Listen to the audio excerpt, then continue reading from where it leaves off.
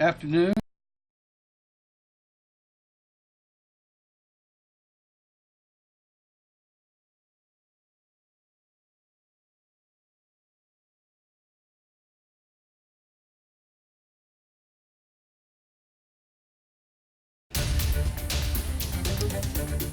Hello, everybody. I'm Bill McGinty. Right now, Hurricane Dorian making its way up the coast of the Carolinas. A strong Category 3 hurricane. South Carolina Governor Henry McMaster and other officials there in South Carolina giving an update right now. Let's listen in. For us having a plan and for you giving us the wisdom to execute. Bless those families that have been affected. Bless us as we continue to do those things that will give you glory and help those that are displaced. We love you. We thank you in Jesus' name. Amen. Amen. Weather report, John Quairillo. Thank you, Governor. Hurricane Dorian continues to pass just off the South Carolina coast. Maximum sustained winds were 110 miles an hour as of the last update from the National Hurricane Center. The center is passing about 35 miles east of Bulls Bay, which is in northern Charleston County, and the western eye wall, which is where the strongest winds are located, is passing just about 10 to 15 miles off the coast. Strong winds are being observed along the coast. Some of the highest reported gusts so far include there was a buoy 5 miles east-southeast of Fripp Island that reported a 92-mile-an-hour wind gust as that eye wall moved over it. Winyah Bay had a gust to 86 miles an hour. Another buoy 6 miles off of Dewey's Island had an 81-mile-an-hour wind gust. And then back on land, Charleston Harbor gust to 80 miles an hour. Charleston Airport 69 miles an hour. And Hilton Head Airport 67 miles an hour. As Dorian lifts northeast through this afternoon, we expect to continue to see wind gusts from 75 to 90 miles per hour along the immediate coast of Georgetown and Horry counties. Winds will diminish from south to north later today into tonight. The threat for life-threatening storm surge continues along the Georgetown and Horry County coasts.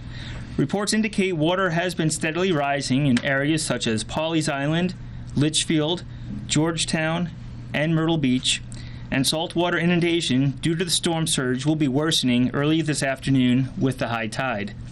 Storm surge could reach up to 4 to 8 feet of inundation above ground level, so that's water above ground level on normally dry land, in some of the coastal locations of Georgetown and Horry counties.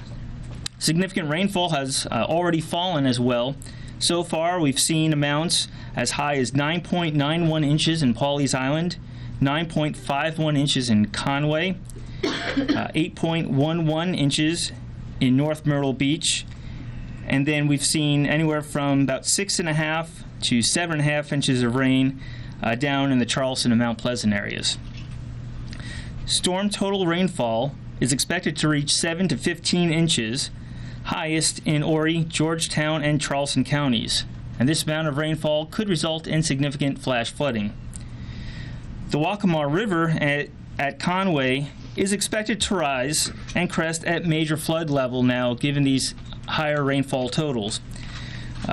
The forecast crest is 15.5 feet late Friday night into early Saturday morning. The river will remain around 14 feet, which is still a major flood for the next week to 10 days. And finally, at least 2 tornadoes were confirmed so far by the National Weather Service, one in North Myrtle Beach and the other in Little River with one of the outer bands that moved through earlier this morning. However, the threat of tornadoes does appear to be ending as those bands lift north into North Carolina. Thank you. Thank you. Now, briefly, the storm, because of the lack of coincidental presence of the high tides and the winds and the rain in the Charleston area, the water did not get as deep as anticipated, although it is still plenty of it. And of course, they're still under the evacuation order. But now we're turning towards Georgetown and Horry County, where it seems that although the lower part of the state got off a little lighter than expected, it looks like Horry and Georgetown have a chance now to be a little harder than was anticipated originally. So we are prepared. As of 3 o'clock today, I'm announcing now that as of 3 o'clock today, the mandatory evacuation order for 3 counties will be listed. Those in the southern part of the state. Those counties, and there are only those 3 counties out of the 8 where it has been in effect, are Jasper, Beaufort, and Colleton counties only. As of 3 o'clock today, those evacuation orders are lifted. But the decisions about reentry, where, when, and how, which roads to be careful on, and other such decisions will be. This decision about the 3 o'clock lifting was made in consultation with people you see here, as well as the sheriffs. Now, in those counties, that's Jasper County Sheriff Christopher Malfris, Beaufort County Sheriff P.J. Tanner, Colleton Sheriff Andy Strickland, as well as other local officials. But they will now be, as of 3 o'clock today, it will be they who will say where and when you can go and what you can do and what is safe and what is not. The evacuation order is lifted as to those 3 counties starting at 3 o'clock today. Also, the order affects returning school closing. That authority is turned back over to the local authorities. Also, the medical evacuations ordered, that is also lifted and turned back over to the local authorities. Also, the nursing homes, the hospitals, the assisted living facilities may open back as they deem appropriate under the direction of the local authorities.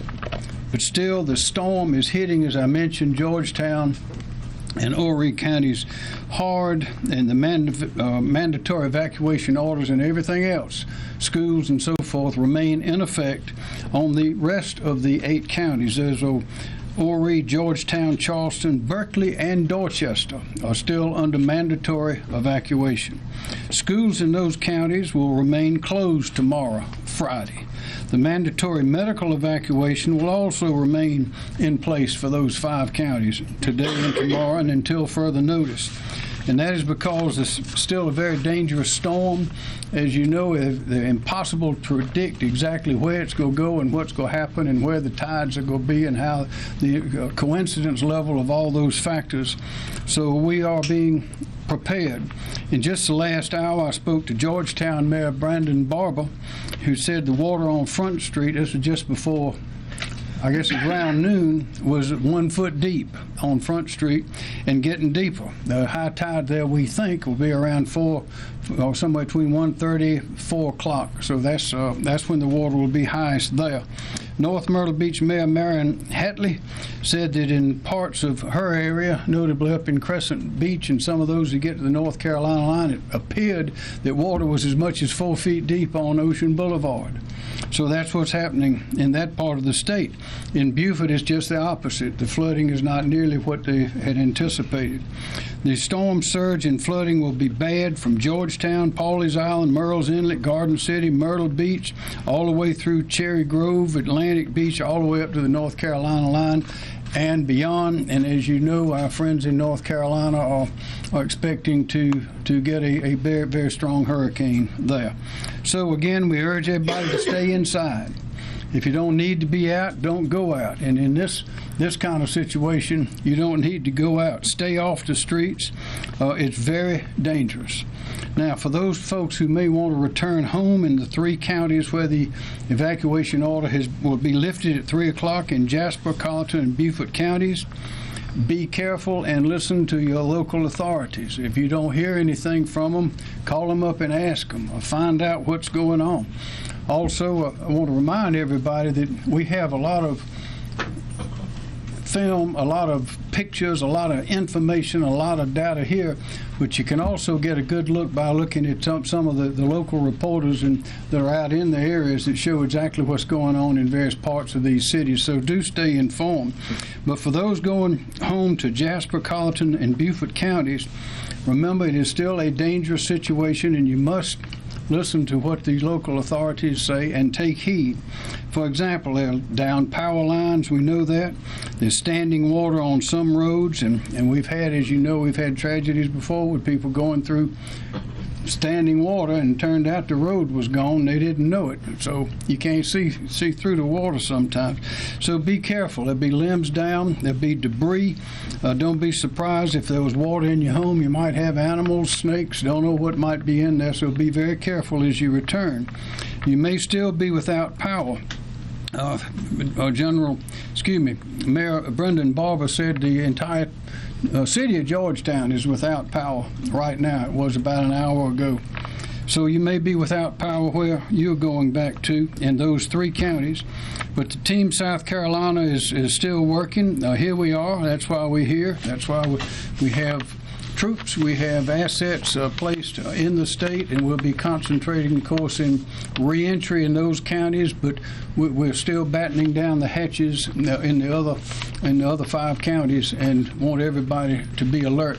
Because when the wind stops, we still have to deal with the water, because the water will last longer. And once the water's gone, we still have to, when we get in and try to evaluate, we still have down power lines, all kinds of other dangers. So please listen to the local and the state authorities, and we'll give you our best estimate of what is safe to do. Now, we have some visitors with us today. We're delighted to have visitors. Pete Gaynor is here. He's the acting FEMA administrator, and also Major General Diana Holland from the U.S. Corps of Engineers. I'd like to give them both a chance to speak to you. Thank you, Mr. Governor. Gaynor. So thank you to the governor and his team for the great work they've done in South Carolina, getting ready for what Hurricane Dorian is bringing. I had the pleasure to attend the executive group meeting today. Plainly obvious that South Carolina has it well in hand, well organized. Everyone is involved, and it's really a great thing to see. This is a whole of government effort. Storms like this are locally executed, state managed, and federally supported, representing the federal government through FEMA. We are ready to support the governor and his team in anything he may need that exceeds state's capability. It is imperative that individuals are also prepared. As Dorian continues to move close to the south coast of South Carolina throughout the day, it's important to stay vigilant and heed the warnings of your local officials. You heard the governor say it. You need to really pay attention to what's the risks out there, and only return when given the order. Storm surge and flooding bring the greatest danger. Stay out of floodwaters. Turn around, don't drown. The majority of deaths are people in cars, transiting roads when it's not safe, so please be careful. More than 12,000 federal responders, that includes National Guard, FEMA employees, and our federal partners and nonprofits and private sector, are out there right now ready to support. And again, should the governor need any assistance, we stand ready. So, Governor, thank you for your hospitality today, and thank you for all the warmth you gave to my staff here and making this a true team effort. Thanks, sir. We're glad you're here. Sir. Major General Diana Holland, Corps of Engineers. Thank you, sir. Thank you, Governor.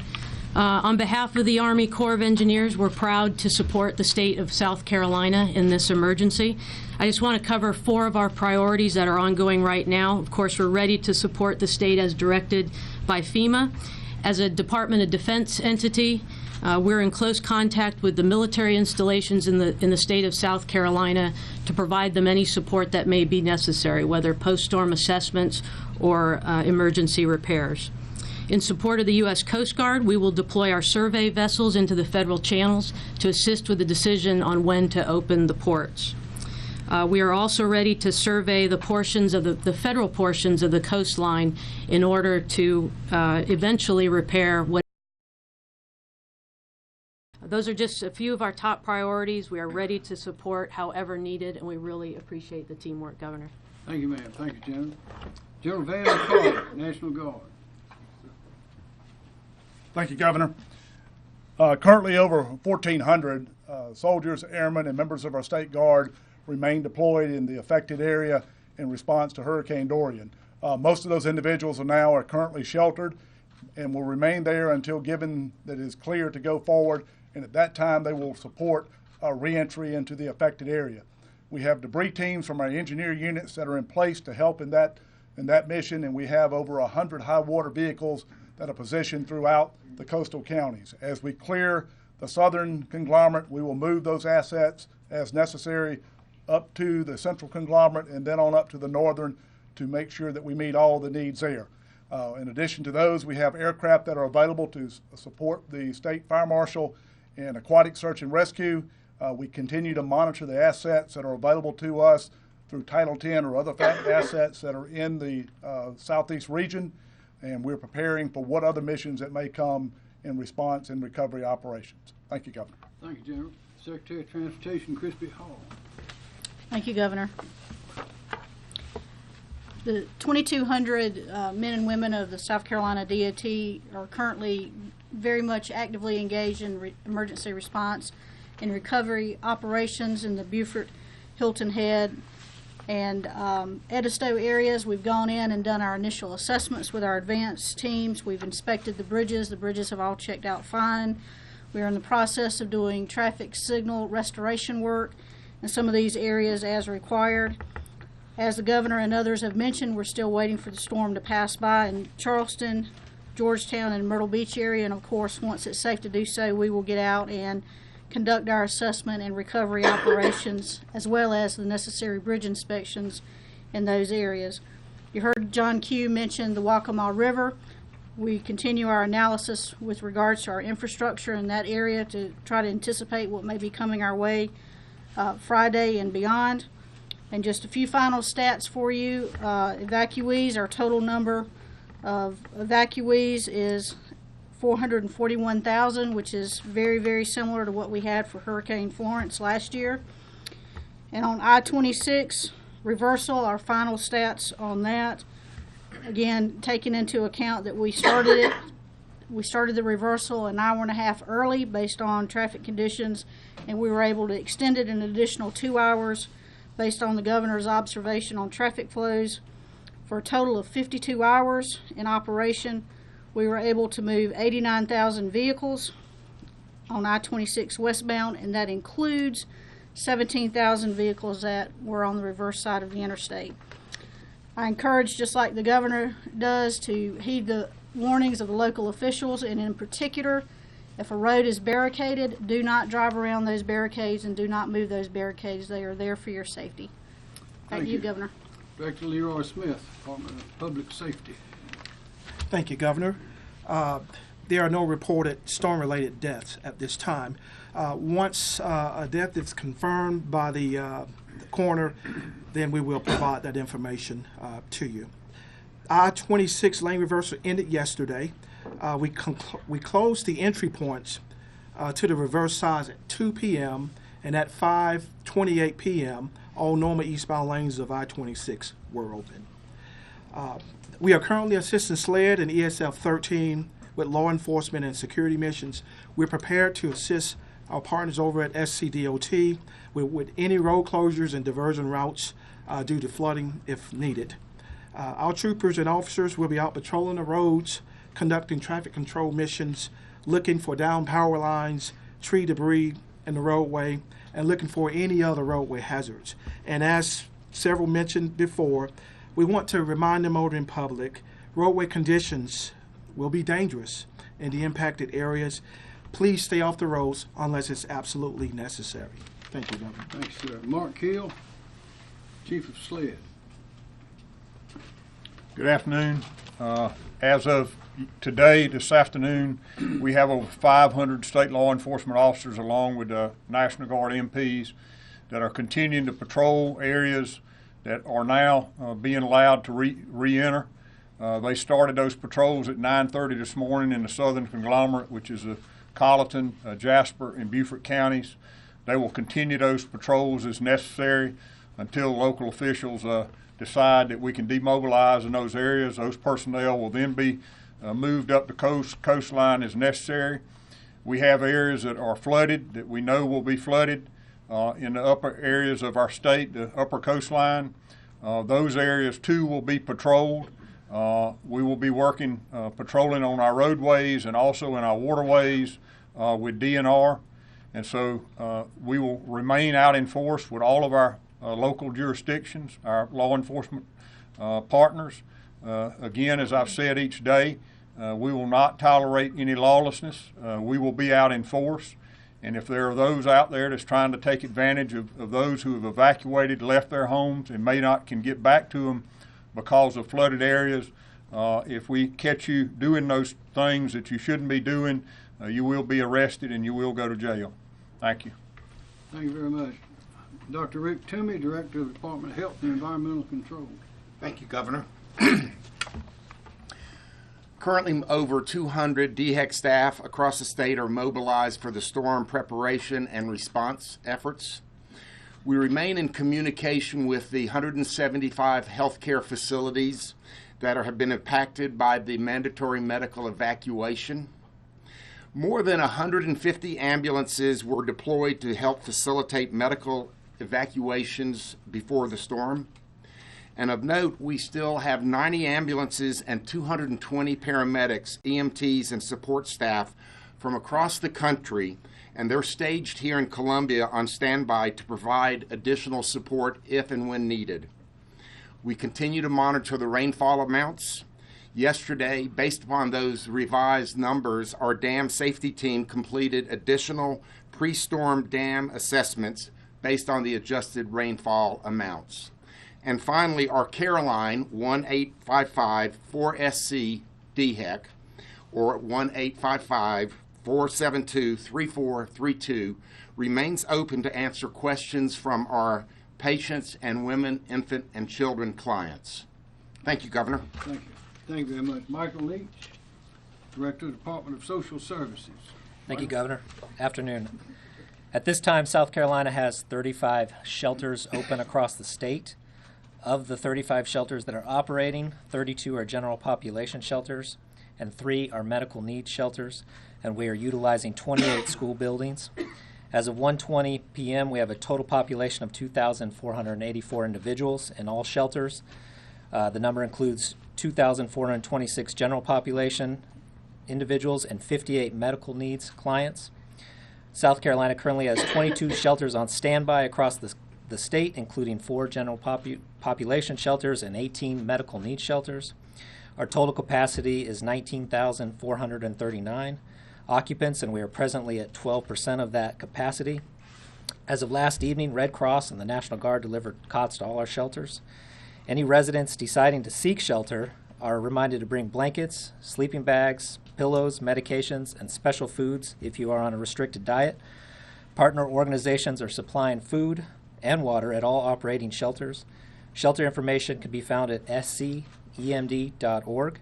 You may also contact the Public Information Phone System line at 1-866-246-0133. Shelter staff are available to assist with coordinating accommodations and support for persons with functional and access needs. Some shelters are pet-friendly, but all shelters will be prepared to assist evacuees in identifying local resources to care for pets. Pet-friendly shelters are located in Charleston, Colleton, Dorchester, Berkeley, and Jasper counties. Some of these may be closing, so check with the shelter before you go. Because DSS county offices located in evacuation zones are closed, we ask the patience of our citizens who experience longer wait times when calling about benefits. We are communicating with the Office of Regulatory Staff to closely monitor the power situation to determine the effects, if any. And our DSS Early Care and Education activated their emergency hotline for child care facilities to report damage, report closures, and request to expand capacity to care for the children from facilities affected by the evacuation. That number is 1-888-825-7174. Thank you very much. Emily Farr, Labor Licensing and Regulation. Thank you, sir. State Fire and its search and rescue partners continue to be ready and prepared to respond as may be needed as this storm passes through South Carolina. Again, to emphasize, if you need help, please dial 911. The Joint Incident Support Team, which consists of South Carolina's Palmetto Incident Support Team, Louisiana's Advanced Incident Support Team, and then FEMA's Urban Search and Rescue RED Incident Support Team, are all coordinating resources spread across the coastal areas to respond as may be needed. As mentioned yesterday, South Carolina has a number of swift water rescue and urban search and rescue teams positioned within the coastal communities and also positioned outside of those communities to respond where they may be needed. And also, we still have the FEMA Urban Search and Rescue and Swiftwater Rescue teams stationed at Fort Jackson to assist. Not counting the rescuers that are already working within their own jurisdiction, we have a total of 326 rescuers out there in South Carolina ready to help as needed.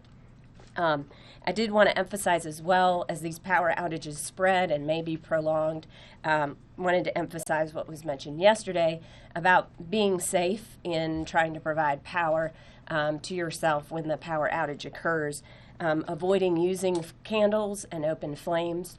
Use flashlights with batteries instead to the extent possible.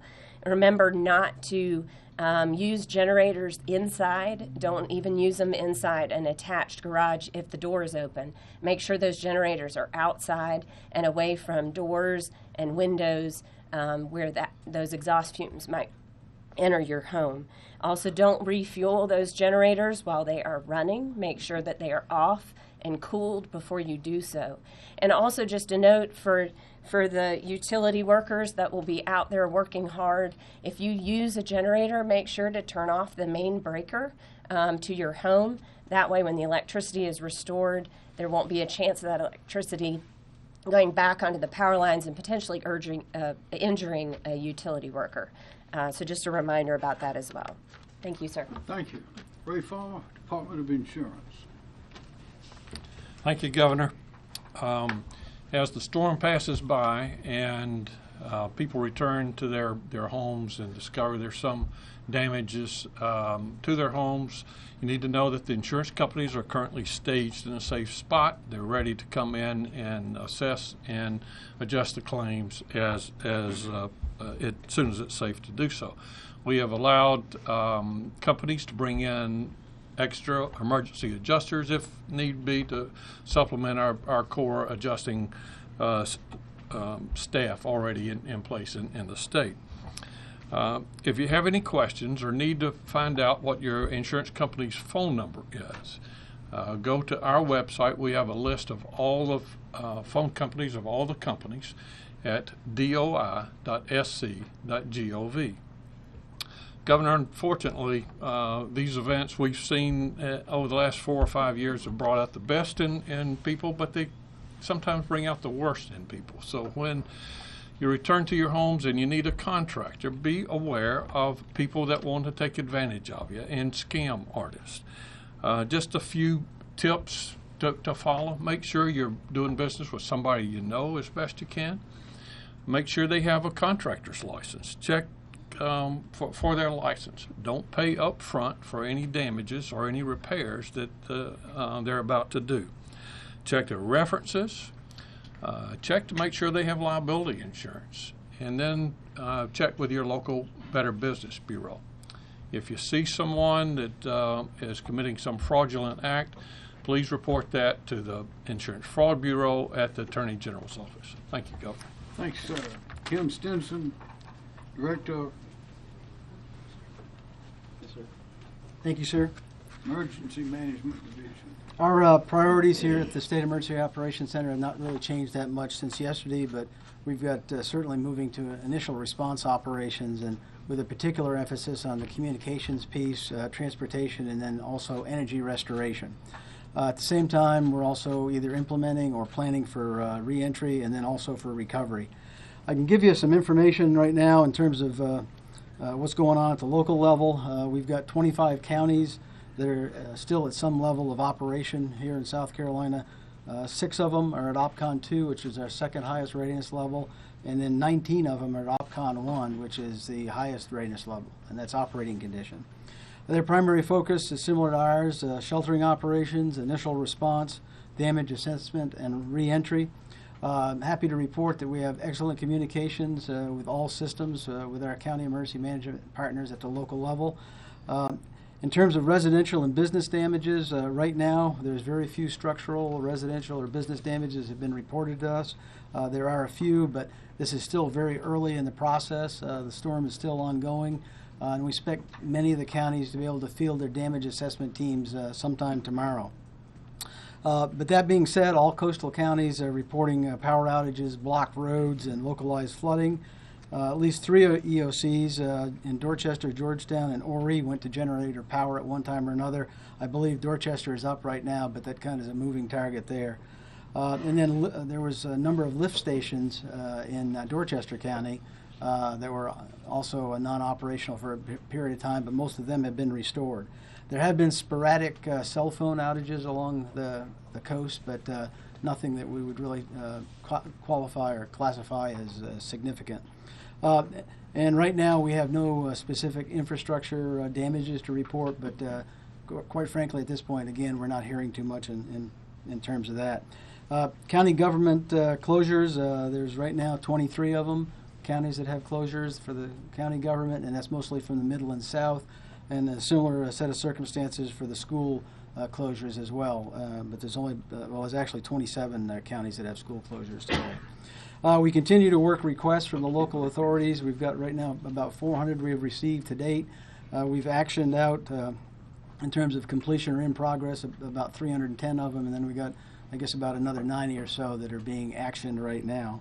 And again, those requests range from cots to sandbags to high water vehicles to law enforcement support to ambulances, so it's pretty much across the board. And then the last thing I'll mention, again, it's already been mentioned a couple times before, but stay connected through our website at scemd.org. There's a wealth of information there to keep you up to date on what's going on in a disaster. And then also our state hotline, the public information phone system, that is still operational. If you've got any questions on anything to do with this operation, you can call that number, and that's at 1-866-246-0133. And we do have Spanish interpreters that are available for that. And so far, the group there has answered almost 4,500 calls from citizens here in the last, I guess, 3 days now. So, sir? Thank you. Are there any questions? Yeah. Yes. Fortunately, we haven't had any deaths in the state, but wondering about evacuations, people needing to be rescued, either from vehicles being in the water or anything along those lines. Rescue? Yep. None that we know of yet. We have to wait in a lot of ways for the storm to pass before they can come in to assist. So none at this time. Are there any kind of particular areas where you're thinking that will be needed, or where you're kind of focusing those efforts? Well, so we've got swiftwater teams in North Charleston and the city of Charleston, some in Horry County. We also have them stationed back in Manning and Fort Jackson and Columbia so that they can be deployed wherever we might need it as the storm continues to move north. I know it's early, but I gotta ask. So when might people be able to return? Any estimation for the other 5 counties? You are correct. It's early. But as soon as we know, you'll know. As you can gather, there's a lot of thought and a lot of data that needs to be analyzed, and a lot of conversations need to be held to make those decisions. But we did make them this morning after extensive communications and analyzing with the 3 counties I mentioned. Any idea how many road closures we have? So we still have roads covered with water in the Georgetown area, Myrtle Beach, North Myrtle Beach area. So our data that we're reporting is not fully up to date, just because we're literally still in the storm within those regions. So those areas are still under an evacuation order, and as everybody else has mentioned, we definitely are not encouraging travel in those areas, and obviously follow any kind of direction of local law enforcement if you do happen to venture out. More questions? Yes, sir. Any idea of how many people are without power at this point? Yes. Yes. As this at 1 o'clock today, we had 252,000, but just before this briefing began, it was reported to me that we were down to 247,000. That number will fluctuate. Those are people or homes? Those are meters. So you can presume, I believe, two people per home, generally speaking. So, but those were meters. And then Governor, I know you also talked about kind of the focus now, Horry and Georgetown counties. You've talked about it throughout the week, but now that it's actually here, what's your message to the people who have decided to hunker down in those counties? Well, it's the same as it has been all along, and I mean, we're still concentrating on Beaufort and Jasper because we have a lot of work to do there. It's just a different kind of work now. But we'd urge everybody to stay inside. As you can see from images that we're receiving from cameras all over the place. The winds are blowing, the waters are getting deeper. In Georgia, I'd be interested to see what it is in Georgetown in an hour or so. But on up the coast is where we still have high winds and a whole lot of water. So if you have not left in those areas, if you left from other areas, or if you're still there, be careful. But if those that will be coming back in starting at 3 o'clock, if the local authorities allow them to come back in, be careful. Those who are, as you say, hunkered down in Horry, Georgetown, or anywhere else, be careful. And particularly there, don't go outside. Things are flying around in the air. The water's getting deeper. It's dangerous. And so far, as far as we know, we've had no storm-related deaths, and we want to keep it that way. Because we can rebuild a building, but you can't start a life all over again. So we want the people to be careful. That's why we're here. What's the recovery response going to look like? Is it going to have the folks that we've had emergency responders here in the Midlands? Are they going to be diverted to help clear that up, especially given that it seems that we're kind of out from under the gun? Right. Well, we'll work the recovery process as we go through the damage assessment process and see where we need to go in terms of either infrastructure or residential repairs and that sort of thing. So we'll go through that process. We'll work very closely with FEMA on that in terms of possible federal reimbursements. So does that kind of answer your question? Well, I was also more just a bit wondering if it's more along the lines of, are you sending any of the emergency personnel, like she was saying, we have folks who are mobilized here, like Fort Jackson, send them kind of down along the way to sort of help with that response? Oh, okay, absolutely. I'm sure that's going to happen. We receive some assets from the South ourselves here, and I'm sure that'll happen as the process moves forward. And I don't know if either of you two have anything about the response down there coming up here, but that pretty much makes sense, I think, moving forward. Process in motion. Yeah, process in motion. In the counties where the evacuation's lifted, are those governments expected to reopen? Yes, that'll be up to them. Is there any damage specific to the 2 confirmed tornadoes, or is it too early to tell? Is there any damage been reported from the tornadoes that were confirmed? There have been some tornadoes reported. I don't think we've had any estimate as to the damage. We got some very preliminary reports. Very preliminary.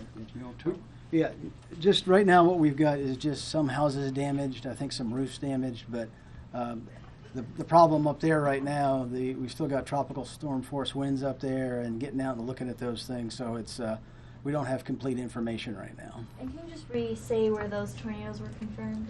I believe they were in North Myrtle Beach and Little River. North Myrtle Beach and Little River.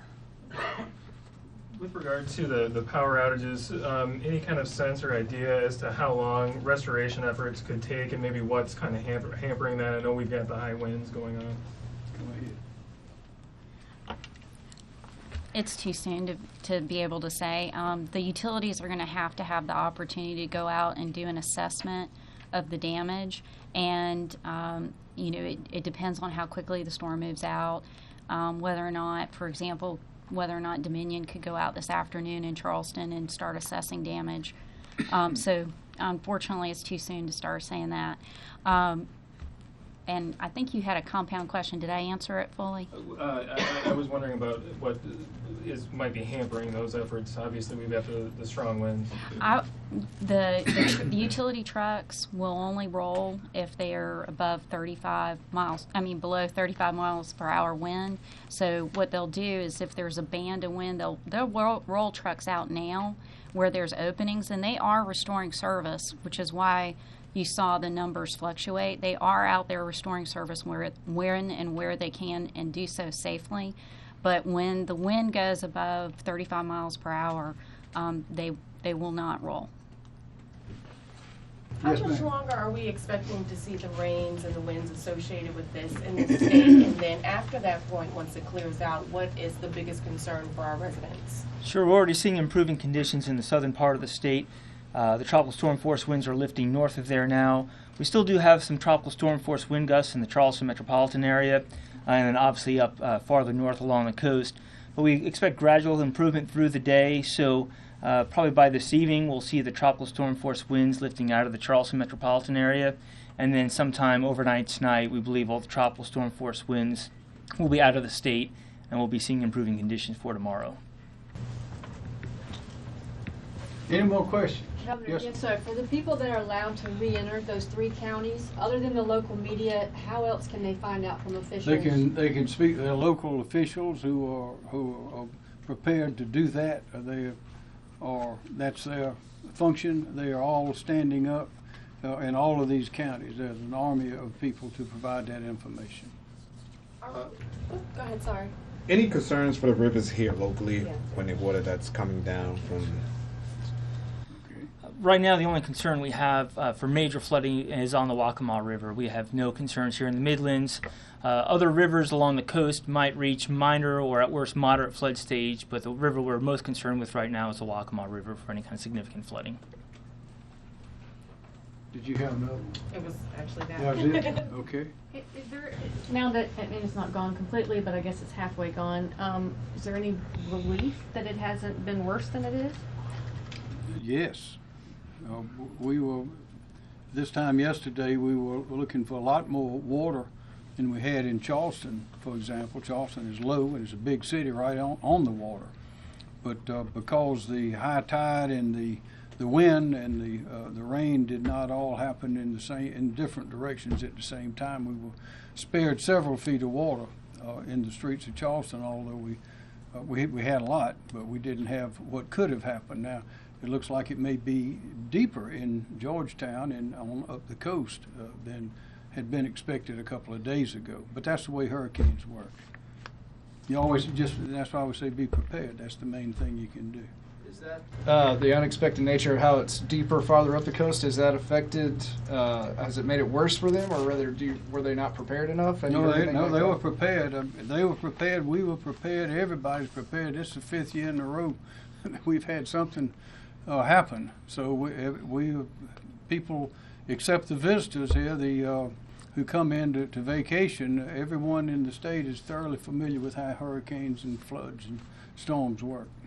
Do you have any idea on that front how it's impacted tourism for this week, since you had that evacuation starting on Labor Day? Well, of course, a lot of tourists leave on Labor Day anyway. That's when the vacations are over. But we, of course, because of a hurricane coming in, we expect that accelerated those leavings.